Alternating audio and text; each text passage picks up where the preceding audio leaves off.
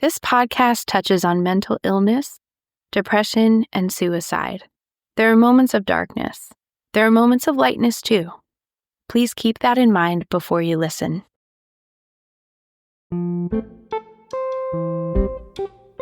Jon Nelson is a guy who's probably a lot like a guy you know. He lives in Newtown, a picturesque small town northeast of Philadelphia. He has 3 kids, a loving wife, a dog, a cat, and a bearded dragon named Lizzie. He works in marketing.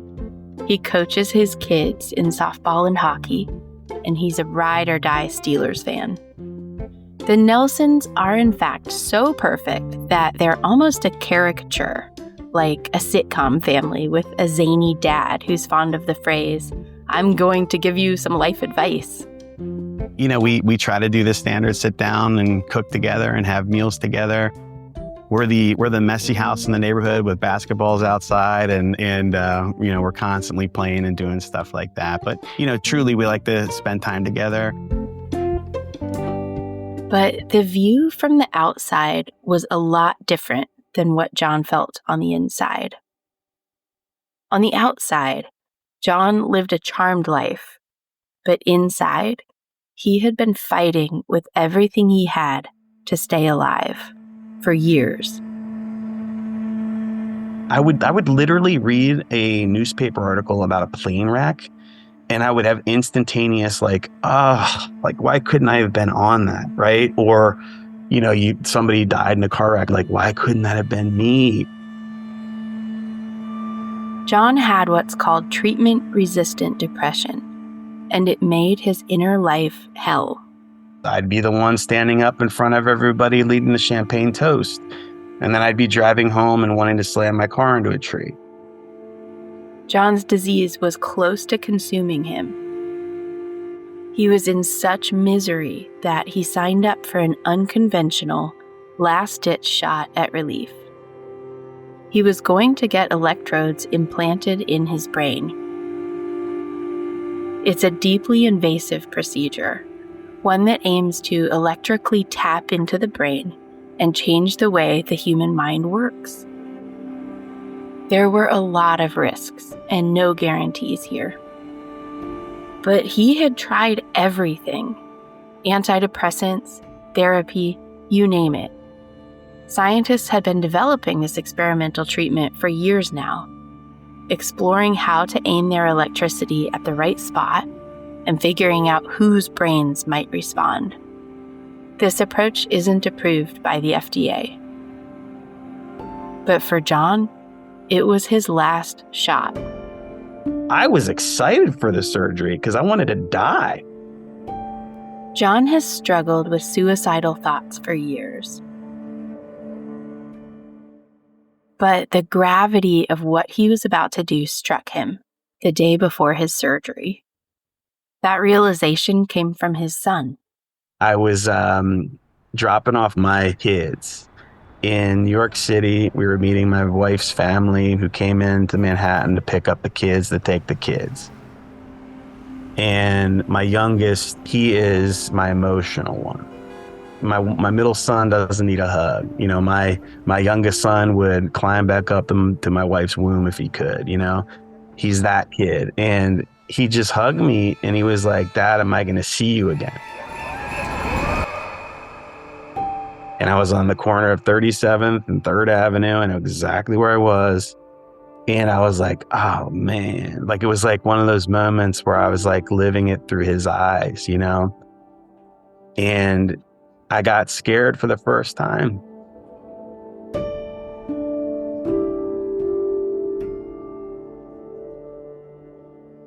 Jon hugged his kids around 5 p.m. on August 21st, 2022.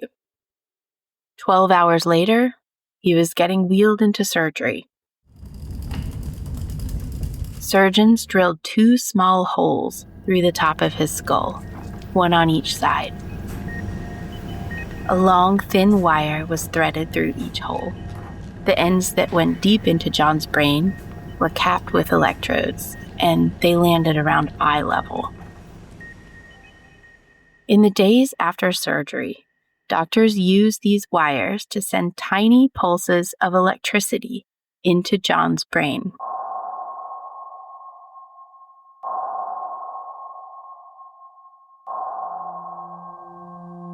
The doctors and researchers wanted these electrical pulses to change the way Jon's brain worked. They wanted these electrical pulses to save Jon's life. I'm Laura Sanders, and I've been reporting on neuroscience for over a decade. And this is The Deep End, a podcast from Science News. Over the following episodes, I'm going to tell you the stories of Jon and some other incredible people who had life-threatening depression and who now have electrodes permanently implanted in their brains. You'll hear from Amanda, a thoughtful and quiet artist in New York City who expresses herself through Technicolor drawings. When I told my friends and family, I think the main response I got was surprise, because none of them had heard of it before. But I did have one set of friends where I was like, "Hey guys, gonna get a brain implant. I'm a cyborg," and they didn't know what to make of that. You'll hear from Emily, a philosophical thinker who has a PhD in psychology and knows a lot about the human mind, including her own. I think the self is an activity. I think the self is a choice. And I think, again, I do believe, like, with depression and my experiences, it really altered who I was. And of course, it's like this insidious progress. It's not just one day you have depression. You'll hear from a new father, a man who would like to remain anonymous, because the reality is we live in a world full of stigma, both for depression and its treatment. And you'll hear from Jon and the doctors and neuroscientists who are pushing this research forward. Jon and the others all lived very different lives, but their lives share common threads. They've all suffered immensely. They've all confronted stigma around their depression and their treatments. They've all grappled with big questions of who they are and whether these artificial pulses of electricity change that. And they've all been given the ability to feel emotions that have been absent from their lives for a long time. This is not a standard miraculous medical cure sort of story. It's not that simple. Instead, this is a story of mental health, futuristic brain science, stigma, philosophy, ethics, all of that. But above all, this is a story of hope. Hope for Jon. Hope for his family. And hope for the millions of people around the world with severe depression.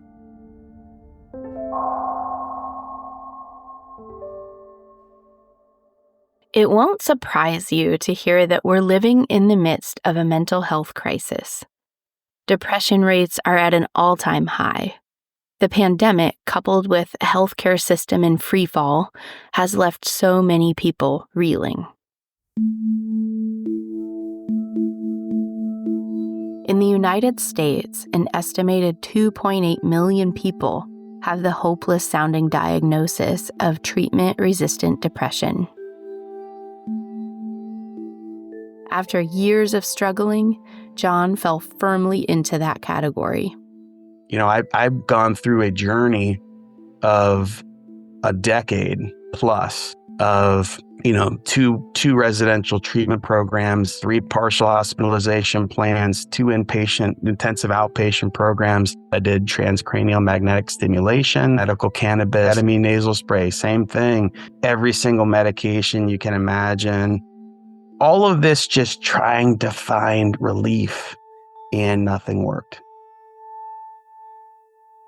He really has tried it all. In fact, to qualify for the experiment, he had to have electroconvulsive therapy. That's when a strong electrical current is run through the brain, causing a controlled seizure. The procedure works for some people, but it didn't work for Jon. That ordeal left him with intense and upsetting memory loss and no relief. Jon eventually found his way to a clinical trial being run by scientists at Mount Sinai Hospital in New York. The technique they use is deep brain stimulation, or DBS. Here's the idea. Our brain cells talk to each other with electricity. Electrical signals. It's a phrase that sounds technical and boring, but these signals are at the heart of our memories, our emotions, our movements, even our consciousness itself. Literally, every thought we have is created by nerve cells in our brains firing off electrical signals. Deep brain stimulation can change those conversations.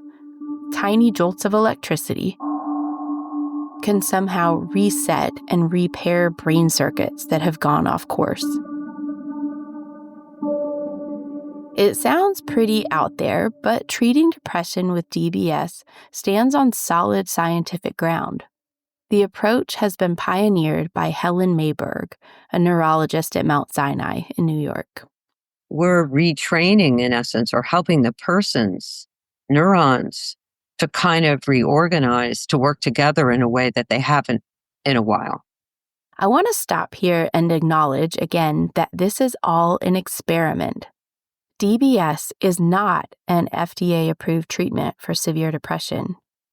In this story, we're talking about research, not settled clinical care. Scientists have done their best to make sure the experiments are safe, but there are no promises here.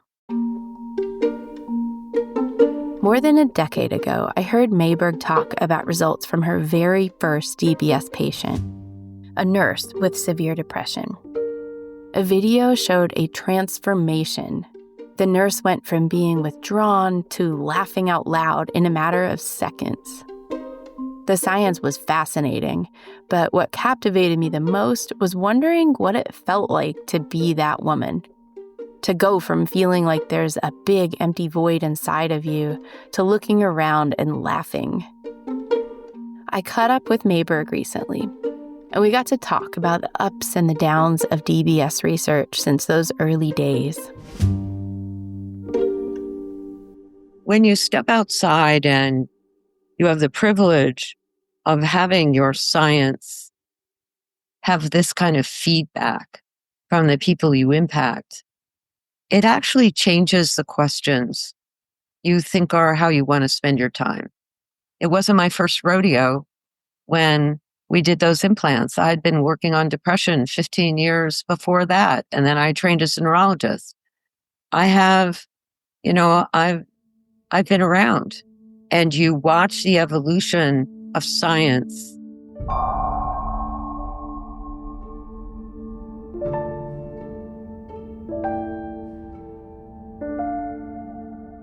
Through Mayberg, I came to know Jon and his wife Barbara and his vibrant, hilarious children. Over the past year or so, Jon and I have talked on Zoom, we've texted, we've emailed, and he graciously invited me to crash a Sunday at his house. Okay, I'll start with his garage. It is packed. There are hockey sticks, softball catcher pads, golf clubs, balls of all sorts, bikes, inline skates, a mesh goal, and a super cute white motor scooter. And did I mention yet that he really, really loves hockey? Ice hockey's been an amazing passion for me my whole life. Jon's love of sports has multiplied with his kids. He helps coach his daughter's softball team and his two sons' hockey teams. By far, my favorite part about coaching is figuring out what each individual kid needs. I love it. I love the emotional side of the game. I love figuring out what they need individually to grow as a player and as a teammate and being able to coach to that kid. I love it. I'm a coach too. I coach my daughter's soccer teams. So when Jon tells me about how good it feels to connect with kids and the joys of being part of a team, I completely get it. I've felt the same way. But I also know that he is next level with it all.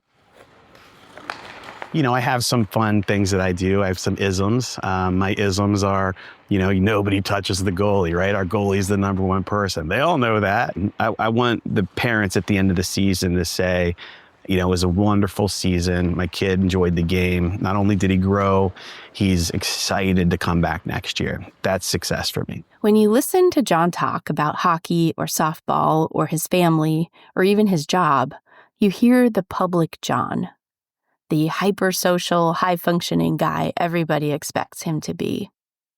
I was always extreme extrovert. People call me the mayor of the town, right? I'm the one who's organizing the plans. I'm the guy who's kind of in charge of the group in a fun way, right? Like I'm not a control freak, but let's go guys, let's do it, This zest for life, this up for anything vibe, that's what drew Jon's wife, Barbara, to him. He was so outgoing and fun and friendly in a way that kind of balanced out some of my own social anxieties or insecurities. And so I could always bring him to a function and just let him do the talking and kind of sit back and be my introverted self. So, and he's just fun. And he had such a enthusiasm for doing everything and anything. And I started to do things that I never did before, like go to basketball games and hockey games and Penn State football games and the Indy 500 and all sorts of things that I just never was exposed to. He was just so fun. He was always up for hanging out with people. And it just felt like my world got bigger when I met him. But as they grew older and settled into their family life, Barbara started to notice Jon struggling more. One of his strategies for coping with it was to stay as busy as possible. And then it would be a crash and burn. So he would get up, go right to work all day, come home, be with the kids, so fun and play with them so much. And then just kind of crash towards the end of the day. And that was sort of maybe when I started to feel the behavioral piece was affecting our family dynamic, where there's this kind of intensity, which now I see as covering up how he was really feeling and just trying to push through it. Jon kept pushing, keeping up appearances on the outside. But on the inside, his depression was becoming a private hell. Eventually, Jon's world got smaller. He would be up in bed with the lights out or watching endless hours of television. And it was very unpredictable because, you just never really know, is he asleep? Is he watching TV? Should I knock on the door? Should I bother him? And then there's a whole life going on downstairs. Jon saw it, the problem. He just couldn't do anything about it. He was stuck. And I just started taking a back seat. I started not wanting to go out with folks as much. Little things like that. I tried to, I would, if we had a family event going on, I'd try to maybe not participate in all of it. So the small patterns of poor behavior of depression happen. Like I said, that isolation, there's a little bit of lying involved because you just want to get out of things, right? Over the last 5 years of his growing depression, Jon's fantasies of dying grew more and more constant. He was fighting tooth and nail to keep showing up for his family, for his teams. Jon's fight shows the misery this kind of depression creates. Here's Mayberg. I think part of why this kind of treatment-resistant depression is so painful and so associated with high rates of suicide is that you're suffering. You know exactly what you're trying to get away from and you can't move. And if you do move, it follows you. There's no relief.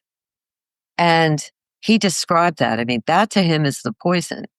He used every ounce of energy every week for one purpose, to go and coach at his kids' games. That gave him more pleasure than anything. And he was able to hold on to that and actually scratch and claw and move and use the energy in the week to get there. Until he couldn't stand living like that anymore. right up until that moment on the night before his brain surgery, when Jon's son hugged him and asked if he would see him again. And I was on the corner of 37th and 3rd Avenue. I know exactly where I was. He just hugged me and he was like, "Dad, am I going to see you again?" And I got scared for the first time. Remember, this is the guy who had been longing for death. The guy who paid attention to the trees on his way home from work. The guy who knew which trees would be deadly if he crashed his car into them. And here he was on the night before his surgery, still trying to stay in the game. But for Jon and his family, this wasn't a game. The stakes were much higher.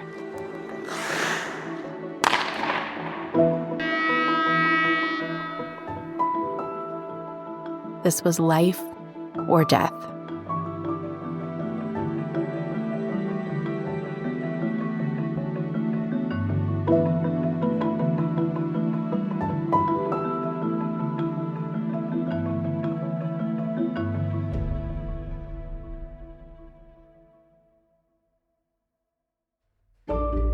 On next week's episode, we'll step back and learn what Jon's depression felt like in his mind and in his body, and what brought him to that street corner in New York City.